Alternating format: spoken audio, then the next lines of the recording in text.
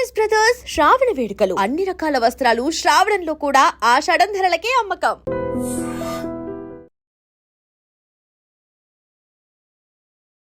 మిగతా వెళ్ళడంలో కూడా మనసులో అంతా చెప్పేస్తాడు బోళ్ళ మనిషి. ఇది చెప్పింది వాస్తవమే. పార్టీలకు అతీతంగా మీరు ఏ పార్టీనైనా మీరు కూర్చోండి, ఎమ్మెల్యేలు కానీ ఎంపీలు కానీ మంత్రులు కానీ ముఖ్యమంత్రులు కానీ పార్టీలు మర్చిపోండి, ప్రైవేట్ కానీ పబ్లిక్ అందరూ చెప్పలేకపోవచ్చు, కానీ అందరి మనసుల్లో ఏ వేదన ఉండదు.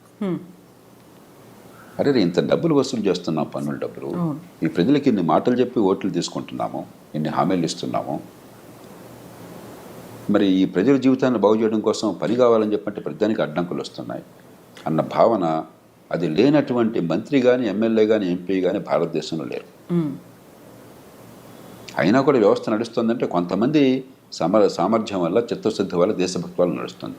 కానీ కొంతమంది ఎంత భారం మోస్తారు, ఎన్ని పనులు చేయగలుగుతారు?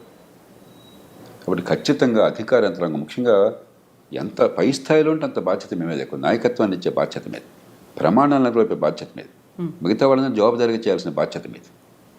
అందులో మన దేశంలో అధికార యంత్రాంగానికి ఉన్నంత గౌరవం, ఇంత రక్షణ ప్రపంచంలో ఎక్కడా లేదు. రాజ్యాంగంలోనే పెట్టాం. ఒకసారి ఉద్యోగం వచ్చాక ఆ జీవితం పొడుగుతా మీకు మీరేం పని చేయకపోయినా కూడా ప్రమోషన్లు గ్యారంటీ, టైం బౌండ్గా పదోన్నతులు గ్యారంటీ, పదవులు గ్యారంటీ. అలాగే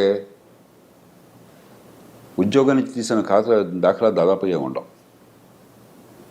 మీరు ఎంత అసమర్థులైనా, ఎన్నో సందర్భాలు అవినీతి ఉన్నా కూడా ఏం జరగదు పెద్దగా. ఊరికే 2 నెలలు ఎవరన్నా ఉంటే 2 రోజుల కోసం మాట్లాడతారు అంతే, ఇంకేం జరగదు. అన్ని కీలకమైన ఉద్యోగాలు మీ చేతుల్లోనే. అది ఎలాగో ముఖ్యమంత్రులకు కూడా తెలియదు ఎందుకు అలా జరిగిందో. కార్డర్ రూల్స్ అని పెట్టేసి, కార్డర్డ్ పోస్ట్ అని పెట్టి, అన్కార్డర్డ్ పోస్ట్ అని పెట్టేసి రకరకాల రూపాలతో ప్రభుత్వాలకు కూడా అర్థం కాని రీతిలో కీలకమైన పదవులన్నీ మీకే. మరి సమాజం ఇంత గౌరవాన్ని, ఇంత రక్షణని ఇచ్చినప్పుడు, నెత్తిని పెట్టుకున్నప్పుడు మిమ్మల్ని, ఈ సమాజానికి మనమే ఇస్తున్నాం తిరిగి. ఆ రకంగా చూస్తే ఒక చిన్న ఉదాహరణ, హైదరాబాద్ నగరం నీళ్లు చూడండి. వేల కోట్లు ఖర్చు పెట్టి ప్రజల పన్నుల డబ్బుల్లోంచి మనం లేదా అప్పులు తీసుకొచ్చి గోదావరి నుంచి కృష్ణ నుంచి లిఫ్ట్ చేస్తున్నాం. దేశంలో ఏ నగరానికి లేని సౌకర్యం హైదరాబాద్కు ఉండదు. మంచినీళ్ళ విషయంలో 2 మహానదులు 2 పక్కన ఉన్నాయి కాబట్టి కృష్ణా గోదావరి, మరి చాలా వేల కోట్లు ఖర్చు పెట్టి అక్కడి నుంచి లిఫ్ట్ చేసి ఏర్పాటు చేసాము, నీళ్ళు వస్తున్నాయి. ఆ నీళ్ళలో 45% నీళ్లు మన ఇంటికి రాకుండా మూసిలో కలిసిపోతున్నాయి. ఇంతకంటే నేర సమాన నిర్లక్ష్యం ఇంకేమన్నా ఉందా? ఒక పేద దేశంలో ఇన్ని వేల కోట్ల రూపాయలతో నీరు అక్కడి నుంచి ఇక్కడి దాకా తీసుకొచ్చి ఆ వడ్డీలు కడుతూనే ప్రభుత్వాలు బోడంత సతమతం అయిపోతూ ఉంటే ఆ నీళ్ళు ఇళ్ళకి చేరట్లేదే, మళ్ళీ మూసిలోకి వెళ్ళిపోతున్నాయి. పెద్ద ఎక్కడికి చూడక్కర్లా, అన్నమంతా చూడక్కర్లా, 2 మెతుకులు చూస్తే చాలు. వెరీ రీసెంట్గా కూడా చూసాం సార్, హైడ్రా తవ్వకాలకి సంబంధించి పెద్ద వాటర్ పైప్ లైన్ పగిలిపోయింది అనే మాట. అట్లాగే ఇన్ని వేల కోట్లు ఖర్చు పెడుతున్న విద్య కోసం అని చెప్పాను. గుండె మీద చేసుకుని చెప్పానండి, మా పాఠశాలల్లో పిల్లలకి ఏ కుటుంబం నుంచి వచ్చినా కూడా ఖచ్చితంగా మంచి ప్రమాణాల విద్య అందుతోంది, వాళ్ళ ప్రతిభ వికసిస్తోంది, ఎదిగే అవకాశం వస్తుంది. మీరు చెప్పనండి ఒకసారి, నేను ఛాలెంజ్ చేస్తున్నాను మిమ్మల్ని బహిరంగంగా. ఎంత అధ్వానమైన చదువు అందుతుంది, ఇంత డబ్బు ఖర్చు పెడుతున్నామే. 25-30 వేల కోట్లు, 30 వేల కోట్ల దాకా తెలంగాణ ఖర్చు అవుతుంది అన్ని రూపాయల్లో పాఠశాల విద్య కోసం అయ్యే ఖర్చు. అంతా కలిపితే 21 లక్షలు 22 లక్షలు ఉన్నారు పిల్లలు గవర్నమెంట్ స్కూళ్ళలో. ఏం విద్య అందుతుంది? ఎందుకు అందట్లేదు? ఏదన్నా పట్టుకోండి, మీరు ఏ రంగమైనా పట్టుకోండి. ట్రాఫిక్ ఉంది, ఎందుకు నరకం అవుతుంది? అక్కడ రెడ్ లైట్ ఉంటే జర్హన్ వెళుతుంటే వాడి మీద ఏమి రకమైన హారన్ మోగించుకుంటూ తిట్టుకుంటూ. కాబట్టి ఏదన్నా చూడండి, మన జీవితంలో రోజువారీగా మనకు కావాల్సింది ఏదన్నా చూడండి, ప్రజలు నరకం అనిపిస్తున్నారు. ఎందువల్ల? ఇది కేవలం రాజకీయ నాయకుడు బాధ్యతనా? రాజకీయ నాయకుల్లో తప్పులు లేదని అంటే రోజు నేను విమర్శిస్తుంటాను. తప్పులు ఉన్నప్పుడు రాజకీయ వ్యవస్థలో తప్పులు చాలా ఉన్నాయి, కానీ రాజకీయ వ్యవస్థ అడ్డుకొని అనేక సందర్భాల్లో కూడా మంచినీళ్ళు అందరికంత ఏర్పాటు చేస్తే ప్రభుత్వం నాకు కాదంటారండి? మంచి విద్య అంతా ఏర్పాటు చేస్తే ప్రభుత్వం నాకు కాదంటారండి?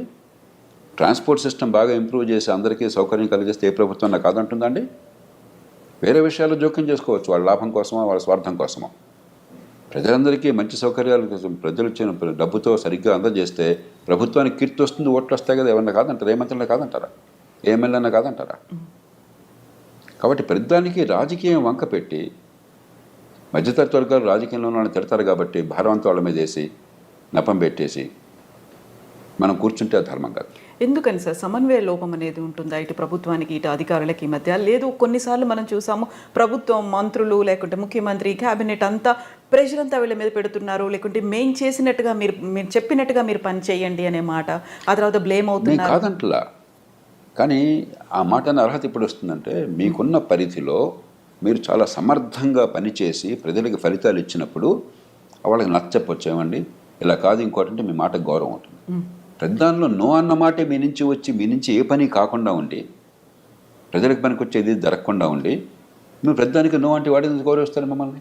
ఎన్నికైన వాడు వాళ్ళమే ఒత్తిళ్ళు ప్రజల నుంచి చాలా ఉన్నాయి పొద్దున్న సాయంత్రం దాకా. కాబట్టి ఈ వంక పెట్టేసి రాజకీయంలో ఉన్న వాళ్ళని తిట్టేసి మనం కూర్చుంటే ఎట్లాగా? ఈ సమాజం ఎంత గౌరవాన్ని ఇస్తుంది, ఎంత పోషిస్తుంది మిమ్మల్ని. ఇందాక నేను కొన్ని ఉదాహరణలు ఇచ్చాను. వీటిలో రాజకీయం ఏది వద్దని చెప్పండి నాకు. వీటిలో ఏ ఒక్కటైనా సరే ఒక ముఖ్యమంత్రి కానీ ఒక పార్టీ నాయకుడు కానీ ఏ పార్టీ ప్రభుత్వంలో ఉన్నా సరే మీరు ఇది చేయవద్దయా, ప్రజలకు అసౌకర్యం కలిగించండి, ప్రజలకు రవాణా వద్దు, ప్రజలకు మంచినీటి సరిగ్గా అందొద్దు, మురుగునీటి పరిధులు సరిగ్గా అవుతాయని వాడు చెప్పాడా? కాబట్టి రాజకీయంలో తప్పు చేయట్లేదు నేను అంటలా, కానీ కొన్ని రంగాలు దొరుకుతుంది చట్టబద్ధ పాలన లేదు, నిజమే.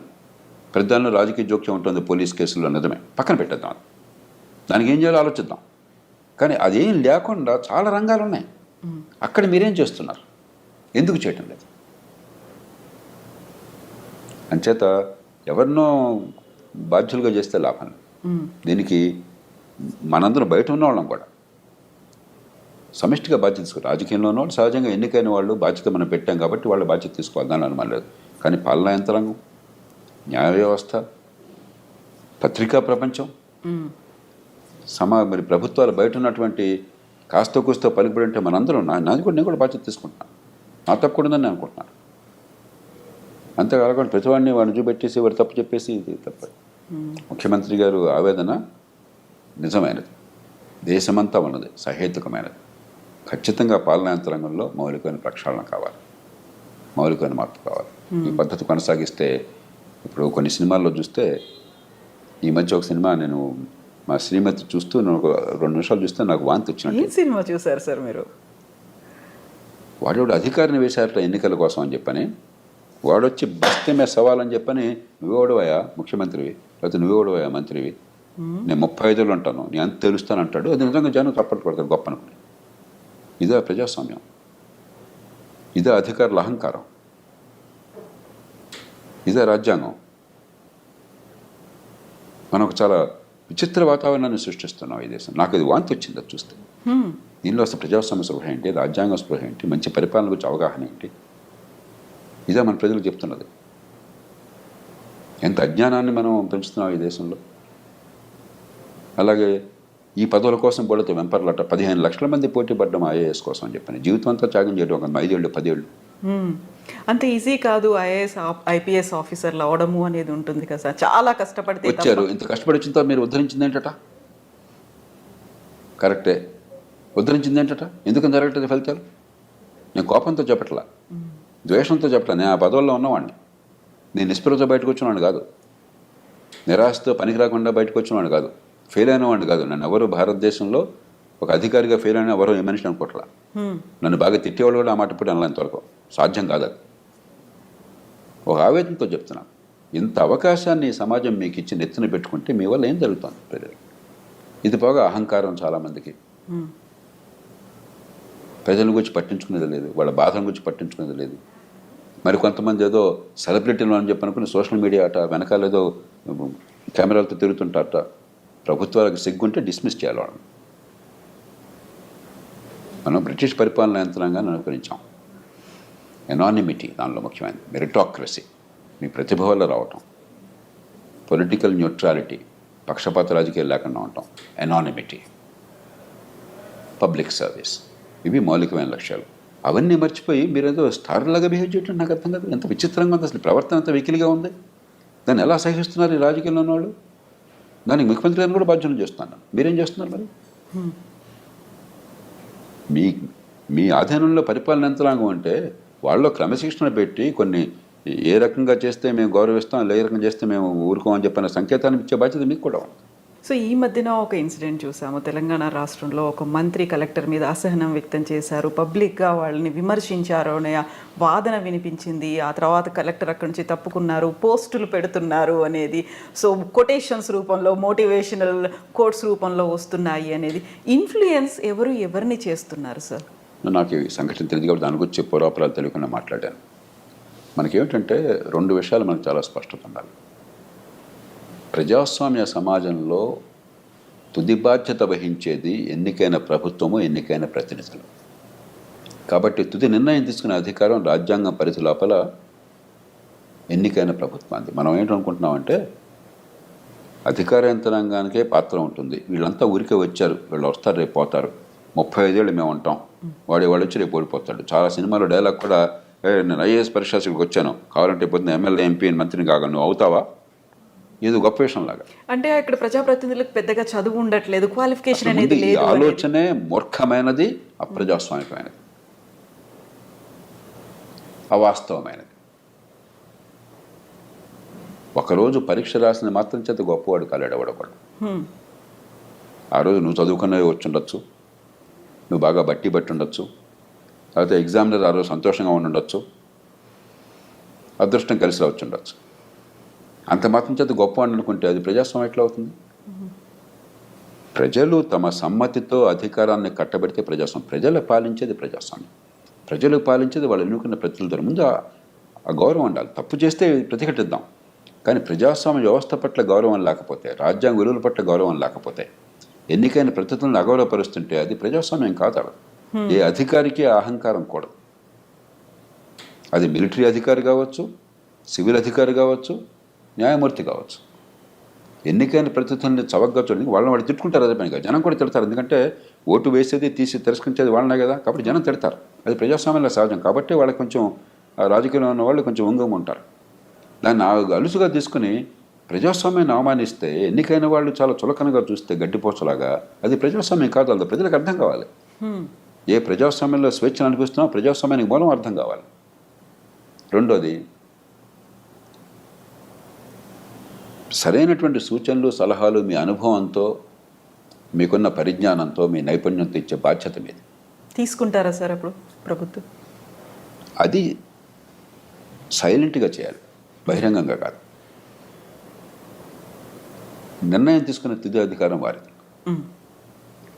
పొరపాటు నిర్ణయం అయినట్టయితే, అది రాజ్యాంగ విరుద్ధం అయితే ప్రాణవడ్డీ ఎదుర్కోవాలి. మీరు జరగకుండా ఆపాలి. రాజ్యాంగబద్ధమైనంత వరకు, చట్టబద్ధమైనంత వరకు మీకు ఒక జడ్జిమెంట్ ఉంది, ఇది మంచిదని. కాదని జడ్జిమెంట్ వారికి ఉంది, తుది జడ్జిమెంట్ వారిదే. అమెరికా లాంటి దేశాల్లో కూడా ఒక్కసారి ప్రభుత్వ నిర్ణయం తీసుకుంటే అది పబ్లిక్ పాలసీ అనేది కోర్టులకు జోక్యం చేసుకో. పబ్లిక్ పాలసీ చేసే బాధ్యత ఎన్నికైన ప్రభుత్వానికి. మీరు ఇక్కడ కూర్చుని బాగోగుల నుంచి అధికారం మీకు లేదు. విమర్శించవచ్చు ప్రజలు, చట్టసభలో విమర్శించవచ్చు. ప్రజల దగ్గర మళ్ళీ పోయి తప్పు నిర్ణయాలు చేశారు, ప్రజలు అన్యాయం చెప్పచ్చు. లంచం ఉంటే మనం కోర్టులో శిక్ష వేయచ్చు తప్ప, దురుద్దేశం ఉంటే శిక్ష వేయచ్చు తప్ప, వాళ్ళకు అధికార పరిధిలో నిర్ణయాలు చట్టబద్ధంగా తీసుకుంటే దాన్ని కాదనే హక్కు ఎవరికి లేదు, విమర్శించే హక్కు ఉన్నది. సార్, ఇక్కడ ఇంకొక వాదన ఉంటుంది. ప్రభుత్వాలు మారినప్పుడల్లా అక్కడ నిజంగా ప్రస్తుతం ఉన్నటువంటి సమాజం దేనికి ప్రయారిటీ ఇస్తుంది? ఆర్థిక సంబంధాల చుట్టూ మాత్రమే తిరుగుతుంది. మళ్ళీ ఎన్నికలంగానే చాలా విరక్తి కలుగుతాం. మంచి అనిపిస్తుంది కదా, లేడీస్ కూడా ఛాలెంజింగ్ జాబ్స్ చేసినప్పుడు చాలా బాగుంటది. ట్రాఫిక్ అసిస్టెంట్స్ గా నియమించిన ట్రాన్స్జెండర్స్ అందరితో సాల్యూట్ చేయించుకుంటున్నారు. ఫుడ్ డెలివరీ ఇవ్వటానికి వెళ్ళినటువంటి డెలివరీ బాయ్ అనిల్ పై కళ్ళ ముందు